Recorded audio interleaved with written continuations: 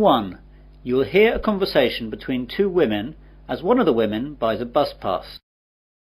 First you have some time to look at questions 1 to 5.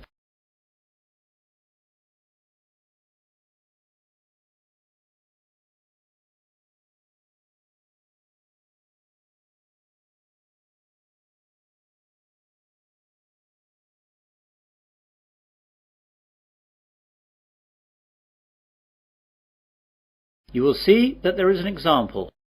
This time only, the conversation relating to this will be played first. Good morning, I'm here to get a student bus pass, please. Of course, madam. Do you want to buy a month bus pass, a 6-month bus pass or a year pass? Oh, just a month pass, please. So, 1 month is the correct answer. Now we begin. You should answer the questions as you listen, as the recording is not played twice. Listen carefully to the conversation and answer questions 1 to 5. Good morning, I'm here to get a student bus pass, please. Of course, madam. Do you want to buy a month bus pass, a 6-month bus pass or a year pass? Oh, just a month pass, please. Right then. I'll just have to take a few details. Yes, of course. First of all, what's your name? Natalie Jameson. And how do you spell Jameson? Jameson. Thank you. And what's your address? 45 Forest Avenue, Newlands, Adelaide. Is that Forest with 1 R or 2 R's? Just one. And what's the postcode, please? Oh yes, it's 8490. Thanks. Now, what's your date of birth, if you don't mind me asking? Not at all, it's the 13th of May 1982. I also need to know your telephone number here in Adelaide. OK, I just need to check that, as I only moved here last week. Now, where is it? Here we are. It's 6249 7152. Do you need a code or anything? Oh no, that's okay, thank you. Can I see your university card, please? Yes, here it is. Good, that's fine. Now, for which zone do you need a pass? Well, I'm not sure. I was hoping you'd be able to help me, as I don't really know my way around here yet. As you know, I live in Newlands, and I have to get to the university campus in the centre of town every day. Well, the university is in Zone 1, and Newlands has 2 zones. The side nearer to the town centre is Zone 5, but the far side is Zone 6. What road is it that you live in again? Forest Avenue. Let's see on this map. There it is. The nearest bus stop is in Zone 5. That's lucky. Zones 1 to 6 are $15 more expensive. Great. Make the pass out for zones 1 to 5 then, please. Before the conversation continues, you have some time to look at questions 6 to 10.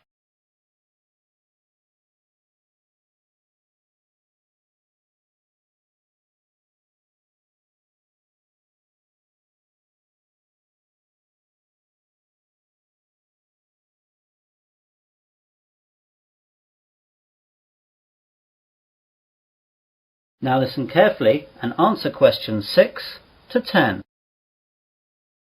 I've got some other questions too, if you don't mind. Sure, go ahead. Well, this weekend my friend and I aren't doing anything, so we thought we'd take a trip out of town and visit somewhere new. Does the bus service run any trips like that? Yes, we've got a selection of trips. I'll tell you about some of them. Thanks. Right. The first one goes up to MacDonald Nature Park.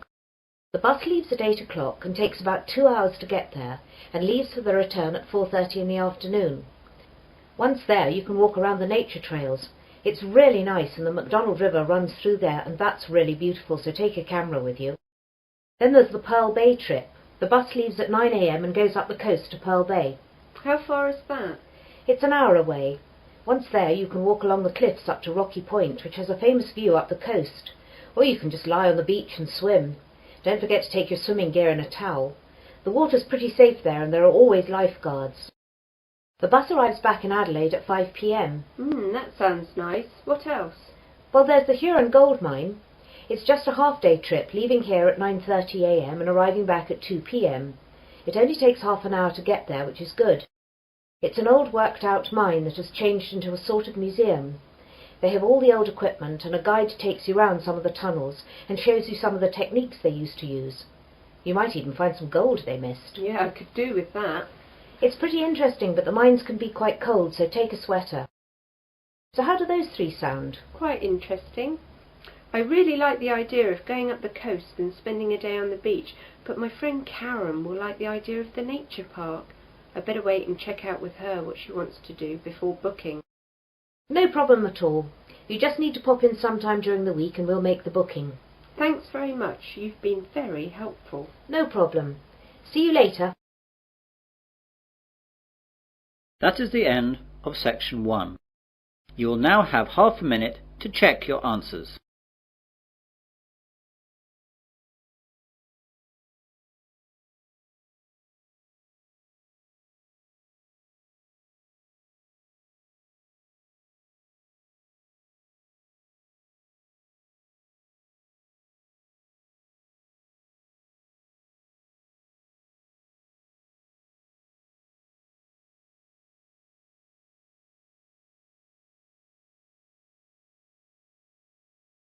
Now turn to section 2. Section 2. You will hear a radio presenter interviewing a man about the Sydney Harbour Bridge. First you have some time to look at questions 11 to 16.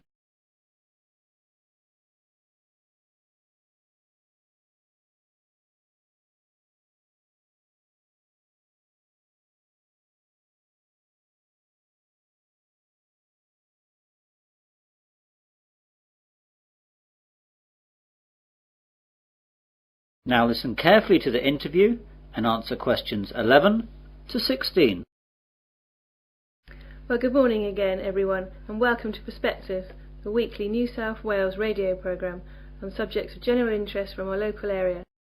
Today I have in the studio Mr. George Simmons. Good morning, George. Good morning, Anne. So what are you going to talk to us about today, George? Well, for people from New South Wales, and particularly Sydney, this will be of great interest, I hope. I'm going to tell you a little about Sydney Harbour Bridge. Wow, that'll be so interesting. I think so. To start with, I'd like to tell you a little about the size of the bridge. The arch span is 503 metres, and the weight of the steel arch is 39,000 tonnes. The summit is 134 metres above mean sea level, though it can actually increase by as much as 18 centimetres on hot days, as the result of steel expanding in heat. The two pairs of pylons at each end are about 89 metres high, and are made of concrete and granite. The steel used for the bridge was largely imported. About 79% came from the United Kingdom, but the rest was Australian-made. The granite was quarried in Moruya down the coast, and the concrete is also Australian. So most of the steel used to make our great bridge actually came from England? Yes, I'm afraid so.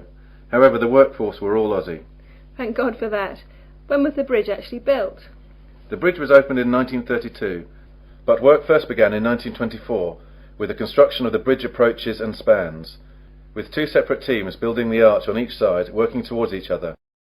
The arch was successfully joined on August the 19th, 1930. I'm afraid that working practices weren't very fair in those days, and the local government demolished 438 homes, which were in the way of the approaches, and as many as 800 families living there were displaced without compensation. The standards of industrial safety were inadequate too. 16 workers died during its construction, mainly from falling off the bridge. I didn't realise that. Yes, the bridge was formally opened on the 19th of March 1932 by the Premier of New South Wales, Mr. Jack Lang. When it was opened, it was the longest single-span steel arch bridge in the world, and it was one of the greatest engineering masterpieces of its time. Several songs were also composed in advance for the occasion, but these have now largely been lost or forgotten. However, 3 postage stamps were issued to commemorate the opening of the bridge, and these still exist. One of these stamps, with a face value of 5 shillings, is now worth several $100s today. You now have some time to look at questions 17 to 20.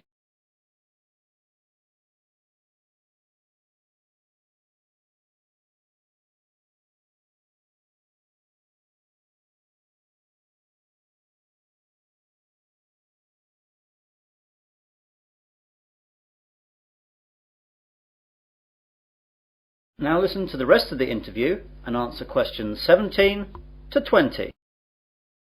So that's the history of the bridge. Is the bridge still the same today as when it was built? No, it's quite different. The basic structure is the same, of course. Originally, the bridge was constructed to carry a road, 2 sets of tram lines and railways. In 1957, the 2 tram lines were removed when Sydney abolished its trams, thus giving the bridge 2 more traffic lanes. Today it carries 8 traffic lanes, 2 railroad lanes and a footpath along its eastern side. One of the eastern traffic lanes is now a dedicated bus lane. The bridge is often crowded, and in 1992 the Harbour tunnel was opened to help carry the traffic load. More than 160,000 vehicles cross the bridge each day. Before the Harbour tunnel was opened, this figure was as high as 182,000, and would be much higher today if it were not for the tunnel. Pedestrians, horses and push bikes are not allowed on the bridge anymore. Wow! The bridge actually carries that much? Oh yes. Actually, before the Harbour Bridge opened, it was completely packed with railway carriages, trams and buses to stress test its load-bearing capacity. While it has had many traffic jams since, and 500,000 people walked across it on its 50th anniversary, it has probably never been asked to carry that much of a load since. Amazing! And I suppose the toll for crossing the bridge has changed a bit too? I'm afraid so. The initial toll charged for a car was 6 pence, while a horse and rider were charged 3 pence. Today the toll costs $3, but is only charged when travelling to the south as an efficiency measure to speed up traffic flow. That is the end of section 2.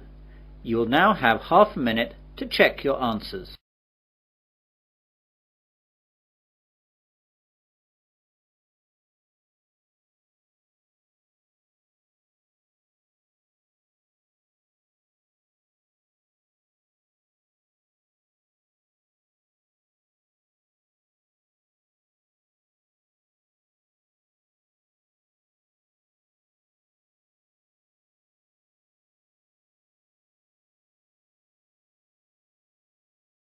Now turn to section 3. Section 3. You will hear 3 students discussing a survey they are going to do. First, you have some time to look at questions 21 to 27.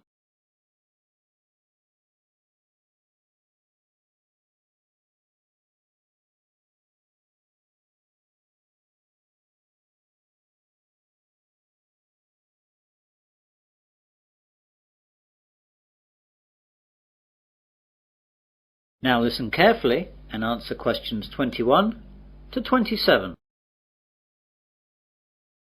Hi Mel, hi Laura, sorry I'm a bit late.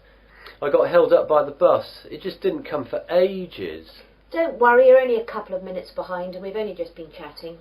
Right then, we're here to organise the survey that we're going to do. Mel, you said that you discussed with Professor Donald Walker what type of survey we were going to do. Yes, I spoke to Professor Walker 2 days ago, and I told him that the surveys we were considering were a telephone survey, a street survey and a mail survey.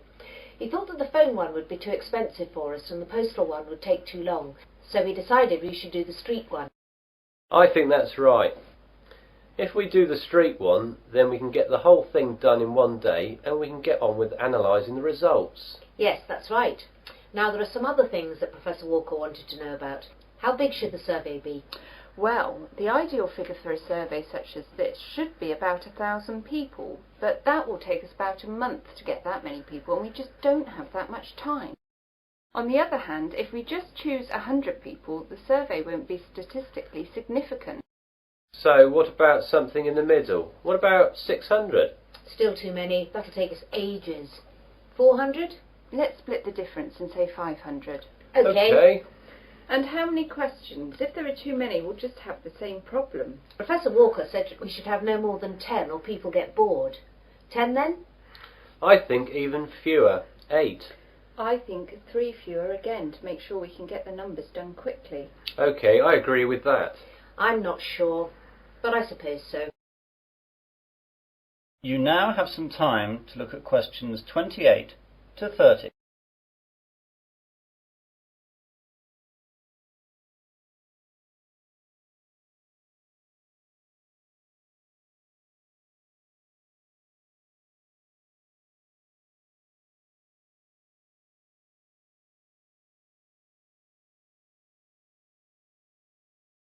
Now listen to the rest of the discussion and answer questions 28 to 30.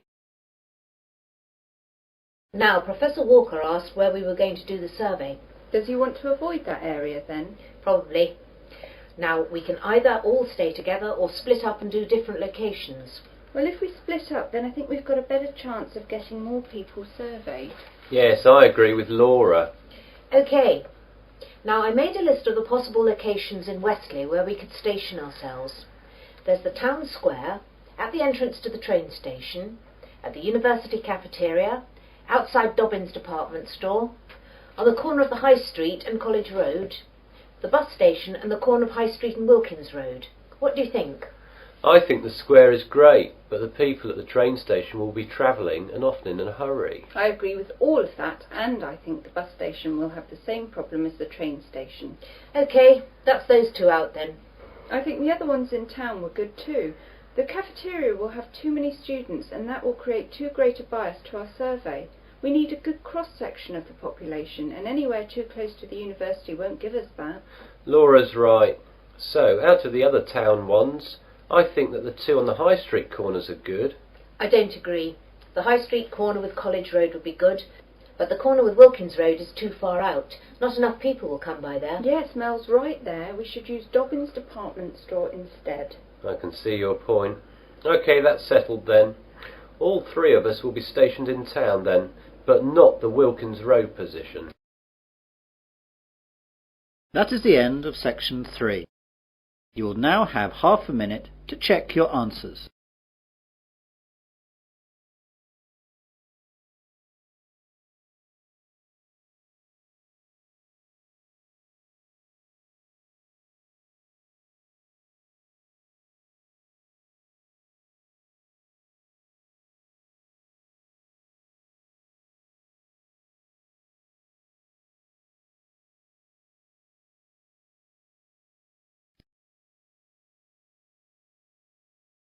Now turn to section 4.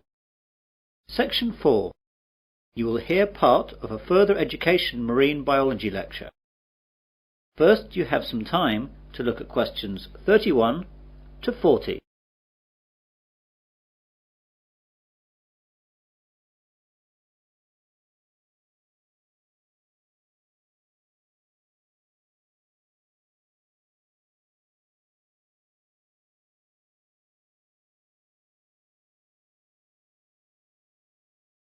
Now listen carefully and answer questions 31 to 40.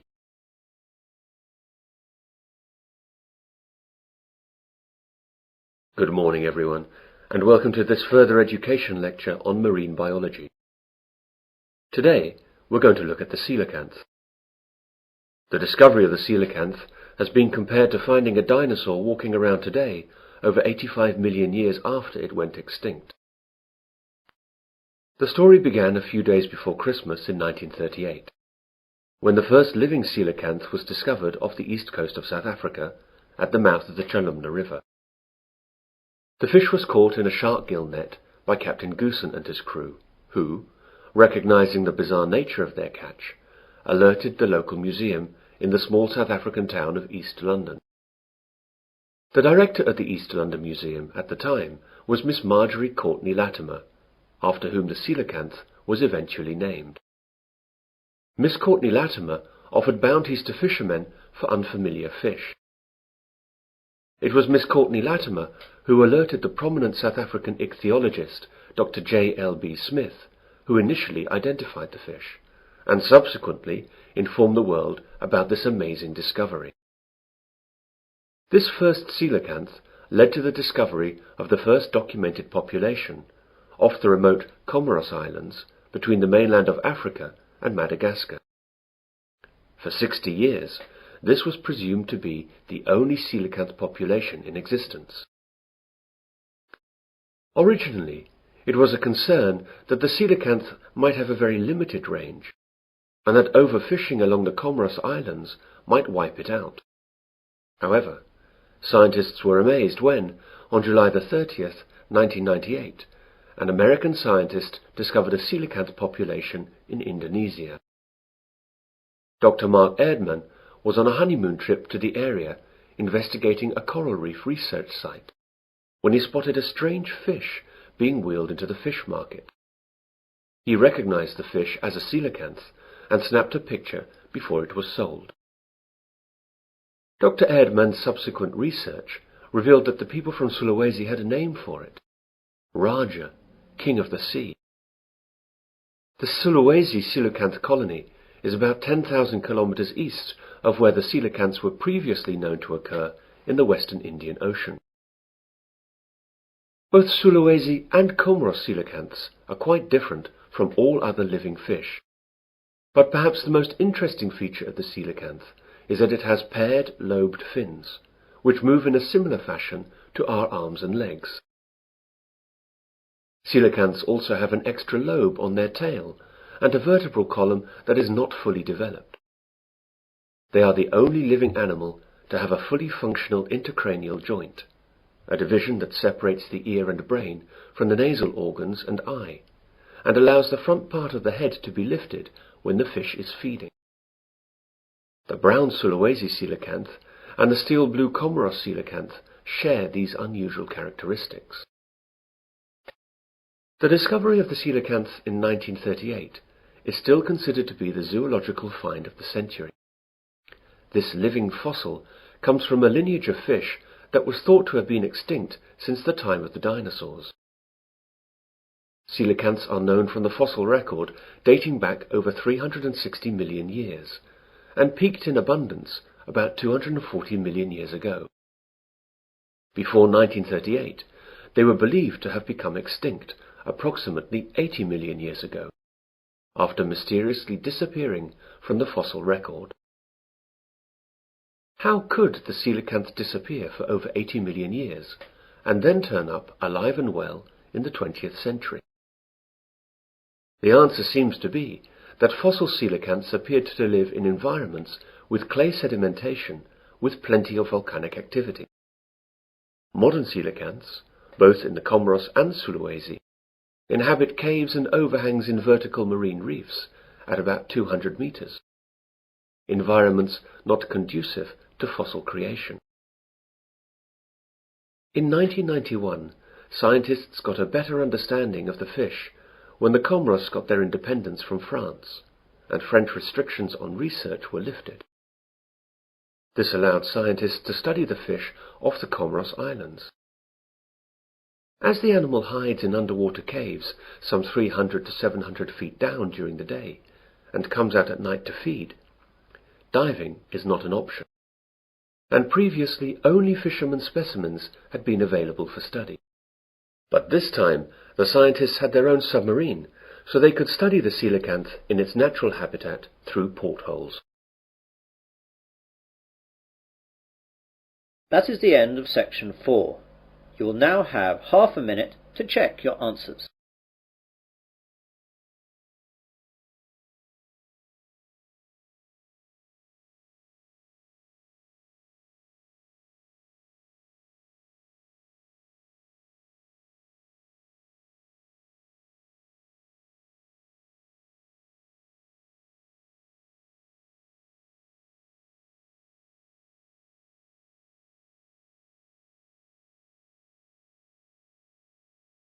In the IELTS test, you would now have 10 minutes to transfer your answers to the listening answer sheet.